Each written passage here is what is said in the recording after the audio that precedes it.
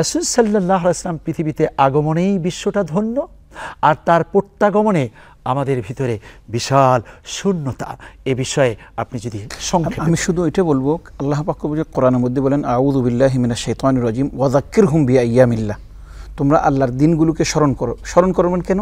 স্মরণ করে সেখান থেকে শিক্ষা নেওয়ার জন্য।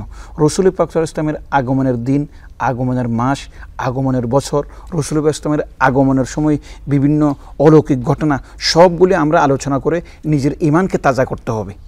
এবং রসুল পাক সাল্লাল্লাহু আলাইহি ওয়াসাল্লামের নিজের আগমনের জন্য নিজেই কিন্তু সোমবারে রোজা রাখতেন। রসুল পাক সাল্লাল্লাহু আলাইহি ওয়াসাল্লাম বলেন, ইন্নী আসুমু ইয়াওমাল ইসনাইন লিআন্নী উলিদতু ফীহি ওয়া আমুতু ফীহি ওয়া বুইসতু ফীহি। আমি সোমবারে রোজা রাখি যেহেতু সেদিন আমি জন্মগ্রহণ করেছি এবং সোমবার দুনিয়ার থেকে বিদায় নেব, এবং আমি নবুয়ত সেই দিন পেয়েছি।